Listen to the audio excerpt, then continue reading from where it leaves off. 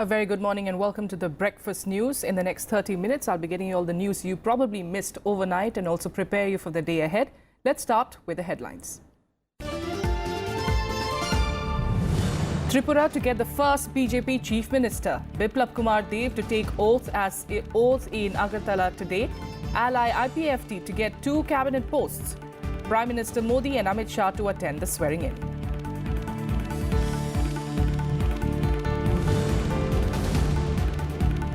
Disruptions continue in Rajya Sabha and Lok Sabha for the last 4 days over the PNB fraud, Andhra special status and Kaveri issues.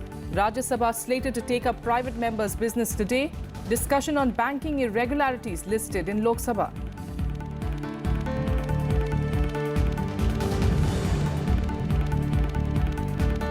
French President Emmanuel Macron to arrive on first ever visit to India tonight.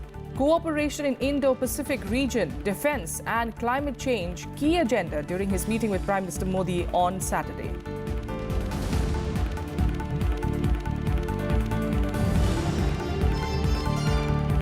Fresh communal violence in Sri Lanka's Kandy despite state of emergency. Prime Minister Ranil Wickremesinghe divested of the law and order portfolio.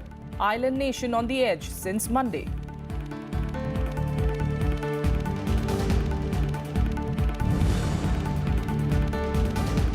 India get back to their winning ways, beat Bangladesh by 6 wickets in the second match of the Tri-Nation T20 series in Sri Lanka. Shikhar Dhawan shines with his 55-run knock off 43 balls.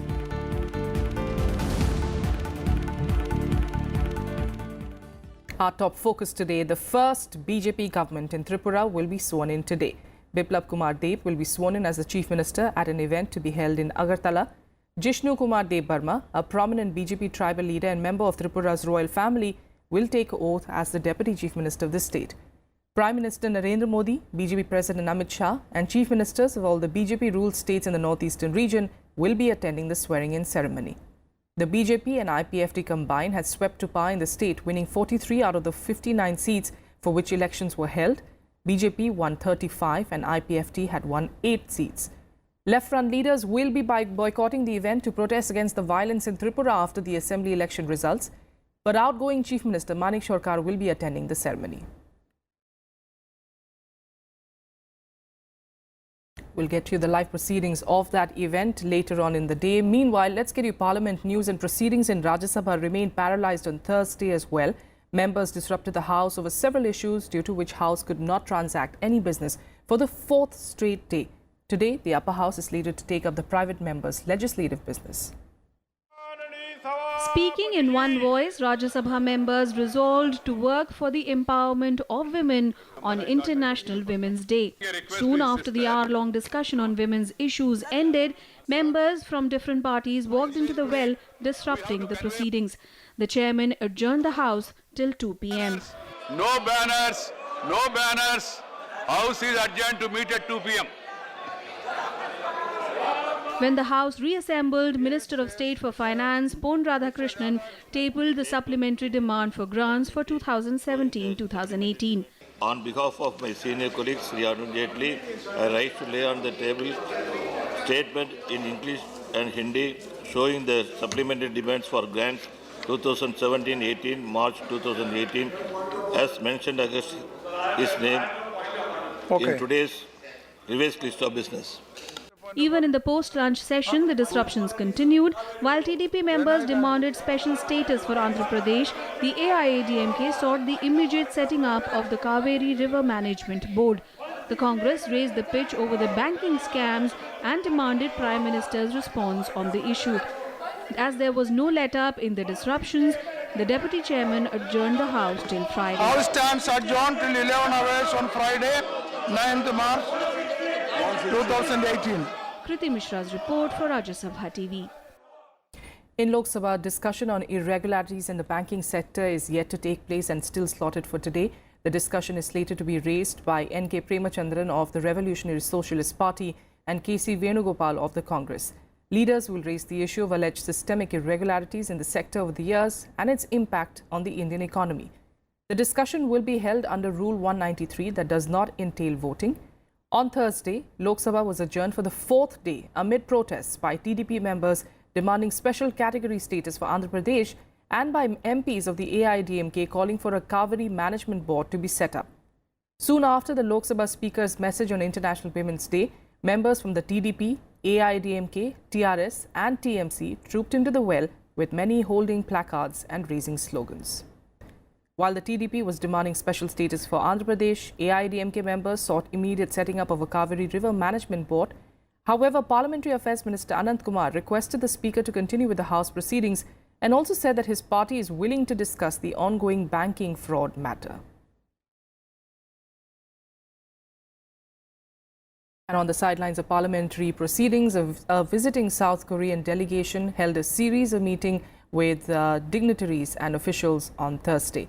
The Vice President interacted with the parliamentary delegation from the Republic of Korea, led by Speaker of the National Assembly of the Republic of Korea, Chung Se-kyun. The delegation also met the Speaker of Lok Sabha, Sumitra Mahajan.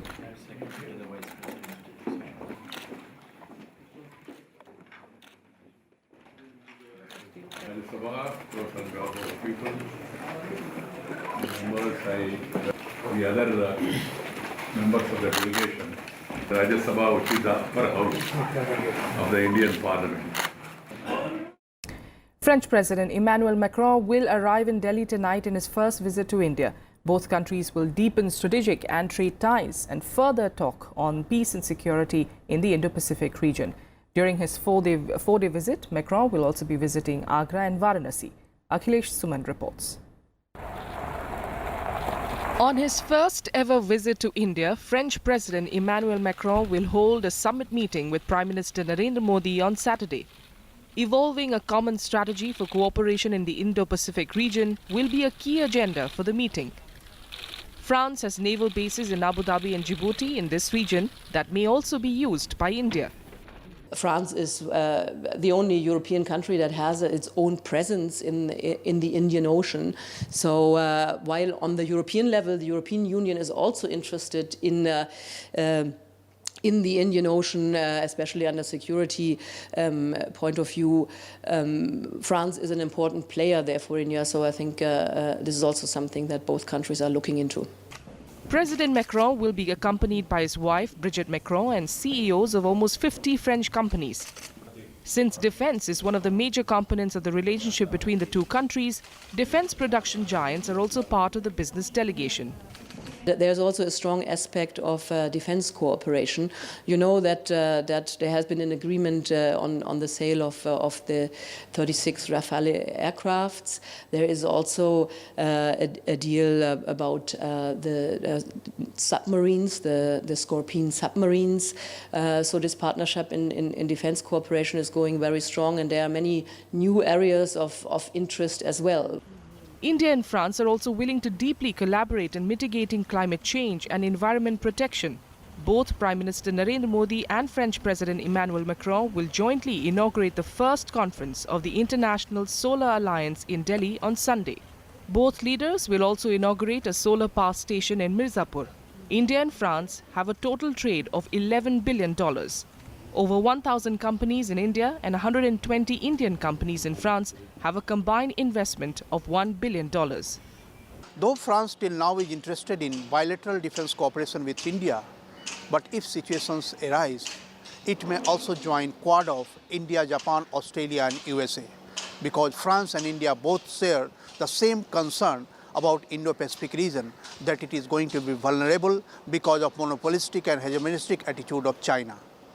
It will be interesting to see that how India and France grow together on these lines. Akhilesh Suman for Rajya Sabha Television with camera person Saroj in Delhi. In other news, Prime Minister Narendra Modi has urged people to help bridge the gender gap and make Beti Bachao, Beti Padhao a mass movement. Prime Minister Modi said this while inaugurating the All India expansion of the centre's flagship scheme in Rajasthan's Junjunu on Thursday. He also launched the National Nutrition Mission to fight malnutrition in the country. Here's a report. Prime Minister Narendra Modi called upon state governments and people to make the Beti Bachao, Beti Padhao a mass movement and a social mission.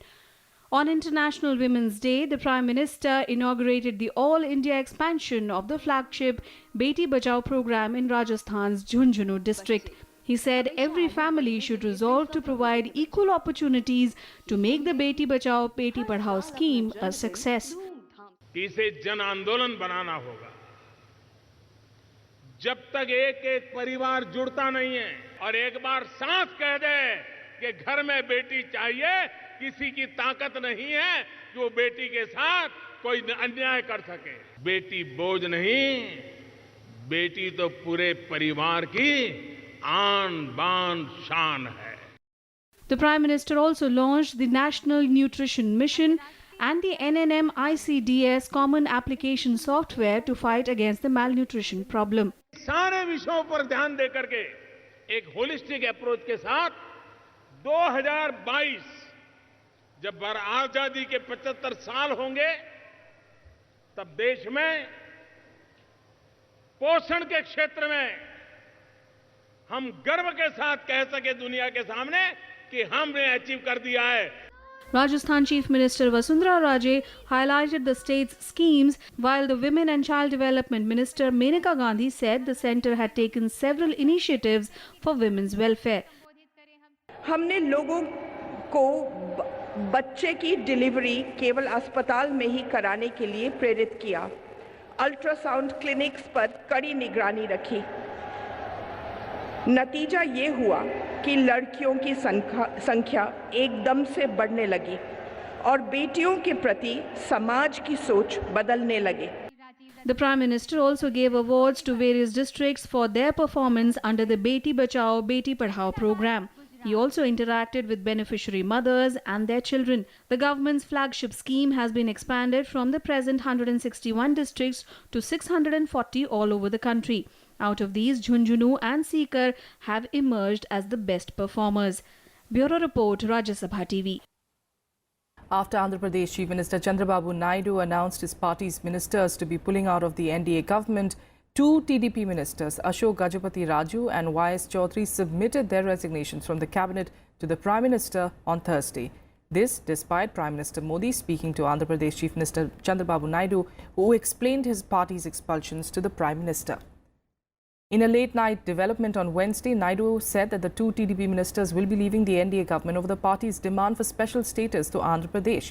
TDP's announcement came after Finance Minister Arun Jaitley had said that the centre was willing to provide the monetary equivalent of a special category state. We are trying to get a solution to that problem. In the meantime, our party has directed us to resign from the government and continue with the NDA. We support the NDA and we are doing precisely that. We have called on the Prime Minister. It's not that he doesn't know what the issues are. He is well aware of it. And we hope that a solution will come.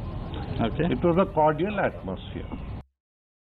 A three-day meeting of the RSS's highest decision-making body, Akhil Bharatiya Pratinidhi Sabha, will begin in Nagpur today to chalk out organizational agenda and the course of action for the next 3 years. The organization will also elect its next General Secretary during the three-day meet. Over 1,500 delegates will be participating in the meeting. BJP President Amit Shah, General Secretary Ram Madhav and other senior party leaders are expected to be attending the meet. The meeting assumes significance as it is held every 3 years, and this will be the last annual meeting before the 2019 general elections. Without a quick break here, up next we'll get you the top international stories.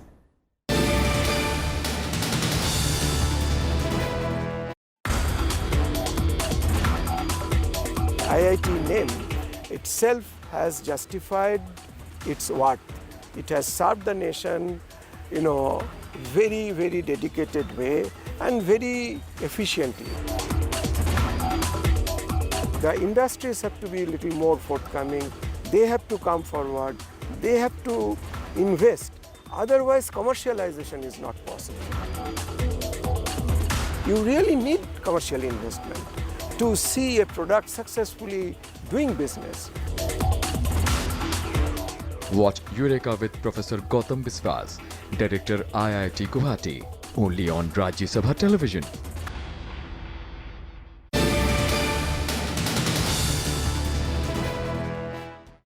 Welcome back. President Ram Nath Kovindfelicitated women and organizations working for women empowerment, presenting them with the Nari Shakti Puraskar on the occasion of International Women's Day on Thursday. Here's a look at some of these women pioneers. Thank the women and organizations. This year, Nari Shakti Puraskars were given to 30 individual awardees and 9 institutional awardees. They recognize the efforts made by women and institutions in rendering services for the cause of women, especially vulnerable and marginalized women. This year's recipients included noted author, journalist and consumer safety advocate Pushpa Girimaji. Sushri. I've been campaigning for consumer rights, particularly consumer safety in this country for the last 35 years through my column and through various interventions. And I do feel that in giving me an award, the government has actually recognized the importance of consumer safety and consumer rights in this country. Because for a long time I've been saying that we don't give enough priority to this issue. Railway Police Inspector Rekha Mishra single-handedly rescued 953 runway or trafficked children from Chhatrapati Shivaji Terminus railway station in Mumbai. महिला सशक्तिकरण जब हम पढ़ेंगे, आगे बढ़ेंगे, जिंदगी के हर पहलू में अपनी अहमियत को साबित करेंगे, तभी हम सशक्त कहे जाएंगे. Winners also included the all-women crew of Indian Navy's sailing vessel Tarani, which circumnavigated the globe. I'm one of the crew member for the team Tarini, INSV Tarini, Indian Navy sailing Tarini, the boat which is going round the world. I had to fly from Cape Town to India to represent my team. All my other 5 members, they are there getting the boat ready, while I have been given the honor to be the President of India, and on our behalf, I got a chance to get an award. Mehwish Mushtaq was felicitated for developing the first Android app for people of Kashmir for finding contact details of any essential service. I'm awarded for my app that's called as Dial Kashmir. It's an app for Kashmir, for both Kashmiri users and for the tourists who travel to Kashmir. It has many numbers and email IDs of various government departments and private organizations. Tillas Korol received the award for the Ladakhi Women's Travel Company, the first women-owned and operated company in Ladakh that she started at the age of 29. Women's empowerment is important because all the women get education, but it's difficult to get empowered. So it's very important to have our independent and can choose whatever we want to do. From a Taipei to billiards world champion Ravenna Umadevi Nagara's inspiring story earned her recognition from the president. During lunch hour and after office hour, I practiced billiards. With that, I won state championships and national championships. Present, I am national champion in billiards, and I won world championship in 2012. I feel very proud to receive this. The awards were initiated in 1999 to felicitate women hailing from diverse fields, including sports, arts, social work, science, agriculture, education, security, handicrafts and defence. Kriti Mishra's report for Rajya Sabha TV. In other national news, the Supreme Court on Thursday restored the marriage of Kerala-based Hadiya, a victim of alleged love jihad, setting aside a 9-month-old order of the Kerala High Court. The Apex Court clarified that a court cannot interfere in the marriage of 2 consenting adults and cannot annul the marriage in a habeas corpus petition. The top court, however, clarified that the National Investigating Agency may go ahead with the investigation with respect to any criminality. Hadiya's father, K.M. Asokan, has said that he would consider moving a review petition in the Supreme Court against its judgment. He maintained that his daughter's marriage with Shafeen Jahan was an act of adjustment done by a group. The CBI has sent fresh summons to Nirav Modi and Mehul Chokshi to join the investigations in the Punjab National Bank fraud case. The agency made it clear that both of them were obliged to cooperate with the probe agency. The CBI has so far sent 3 summons to Nirav Modi and Mehul Chokshi. Meanwhile, in a 7-page letter to CBI, Mehul Chokshi said that it was impossible for him to return to India and join the investigation due to the suspension of his passport and ill health. Chokshi also alleged that the issue has been politicized and the media was conducting a free trial, which was causing great prejudice to his fundamental rights. Nirav Modi had earlier too cited that he could not travel to India to join the probe. In a reply to both, the Central Investigative Agency has directed them to approach the Indian mission in the country where they were residing so that immediate arrangement can be made for their travel back to India. The CBI on Thursday moved the Supreme Court challenging Rajesh and Nupur Talwar's acquittal in their daughter Arushi's murder case. Nupur and Rajesh Talwar, the parents of Arushi, were released from jail in October last year after the Allahabad High Court acquitted them on charges of their daughter's murder due to lack of evidence. A special CBI judge had earlier held Rajesh and Nupur Talwar guilty of conspiracy and murder of Arushi and their domestic help Hemraj in 2008.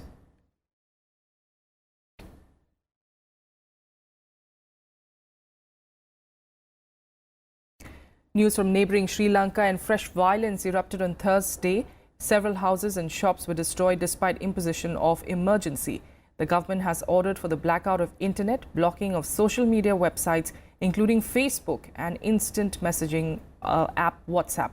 According to media reports, petrol bombs were hurled at a mosque even as armoured vehicles and heavily armed troops fortified the troubled Kandy district, where anti-Muslim violence has left 2 people dead.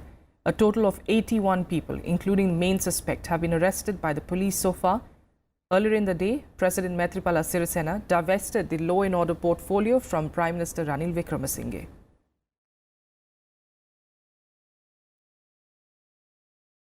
In more international news, US President Donald Trump has signed a proclamation increasing tariffs on steel and aluminium imports. The 25% tariff on steel and 10% tariff on aluminium will start in the next 15 days. However, in a significant change from his earlier stand, Trump made exemptions for Canada and Mexico and also signaled at the possibility of alternatives for other countries. The Trump administration claims that the tariff proclamations will allow other countries to find alternative ways to address the national security threat caused by their steel and aluminium exports to the US. But the plan has angered US allies, including Britain and members of the European Union, who argue that their exports do not pose a threat to US national security. Some, including the EU, have threatened retaliatory tariffs on US products such as bourbon whiskey and Harley-Davidson motorcycles. We're negotiating now with China. We're in the midst of a big negotiation. I don't know that anything's going to come of it. They have been very helpful. President Xi, I have great respect for, a lot of respect. But I don't know that anything's going to come of that. But we're going to cut down the deficits one way or the other. We have a deficit with China of at least $500 billion. And when you add intellectual property, it's much higher than that. That's a year. Our strategy, our approach, our positions are the ones with which we began the negotiation. We are in favor of a modernized agreement. We think a win-win-win outcome for all 3 countries is absolutely possible. And at the negotiating table, we are absolutely defending and standing up for the national interest and for our workers and for our values. US President Donald Trump and North Korean leader Kim Jongun will meet by May. The confirmation came from South Korea's National Security Office head, who briefed White House officials on the recent talks between Seoul and Pyongyang. Chung Yu-yong had headed the delegation to North Korea recently. However, a confirmation is yet to come from both the US and North Korean administrations. That North Korea will refrain from any further nuclear or missile tests.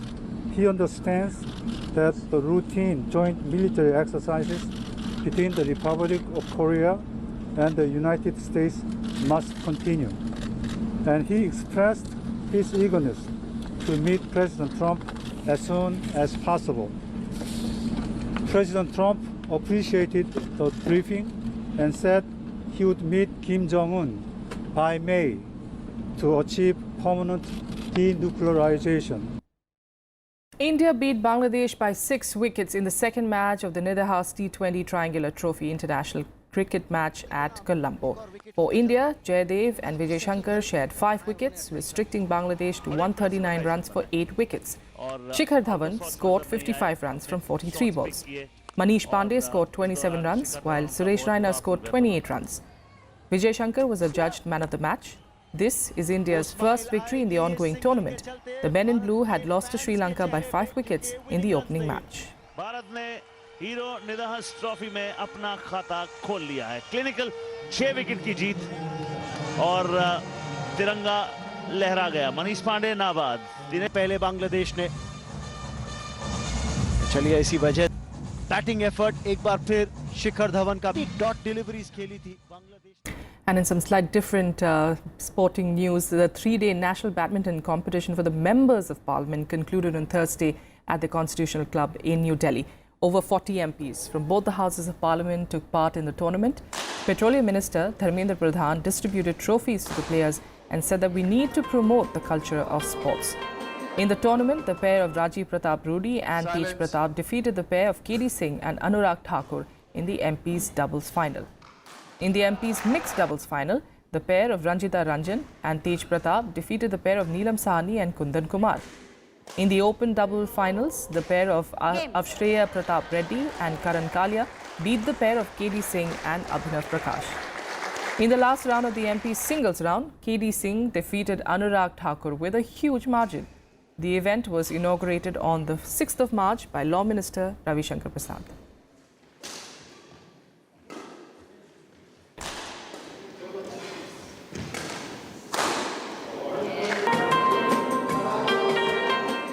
तो ये constitution club को मैं बधाई देना चाहूँगा कि इतना अच्छा ऑर्गेनाइज किया और इसको रेगुलर तौर पे भी ये जो बैडमिंटन कोर्ट है, इतना सुंदर बैडमिंटन कोर्ट बना हुआ है, तो इसलिए मैं चाहूँगा कि ये अगर मेंबर पार्लियामेंट और हम जैसे लोग यहाँ खेलेंगे तो ये बच्चों को भी इनकरेज करेगा और स्पोर्ट्स के बढ़िया मेरे हिसाब से कोई चीज़ नहीं। कई प्रकार के कल्चरल एक्टिविटीज़ भी होते हैं। उस सीरीज में आज बैडमिंटन टूर्नामेंट की 3 दिवसीय का फाइनल डे था। बहुत अच्छे गेम्स हुआ, बहुत सारे पार्टिसिपेंट उसमें आए, 40 से ज़्यादा एमपी उसमें पार्टिसिपेट किए। इस प्रकार की स्पोर्ट्समैन स्पिरिट हम लोगों की ज़िंदगी में बहुत फायदे का चीज़ रहती है। सांसद और कानून निर्माण प्रक्रिया में काम करने वाले, संसदीय प्रक्रिया में काम करने वाले अधिकारीगण, वो जितने स्ट्रेस में अपना जीवन जीते हैं, ये कुछ क्षण जो हैं उनको डी स्ट्रेस करने के लिए बहुत कारगर होंगे और वो शायद नई ऊर्जा के साथ में देश और अपने देशवासियों की सेवा के लिए काम कर सकेंगे। बहुत सारी बधाई। देखिए, बहुत ही एक स्वस्थ परंपरा है कॉन्स्टिट्यूशन क्लब के माध्यम से, जहाँ सारे एमपीज़ और अधिकारीगण और भी लोग जो आते हैं उनको मौका मिलता है साथ में खेलने का और लोगों के बीच संदेश जाए कि एमपी लोग राजनीति के अलावा भी और भी तमाम क्षेत्रों में सक्रिय हैं और खेलने की जो परंपरा हमारे देश में बहुत पुरानी है और देश के युवाओं को संदेश देने के लिए कि आप लोग पढ़ाई करें, बिजनेस करें, नौकरी करें, उसके साथ साथ स्वास्थ्य के लिए आप ध्यान दें और स्वास्थ्य के लिए खेलों का होना बहुत ज़रूरी है। And that's it on the Breakfast News. Have a good day ahead.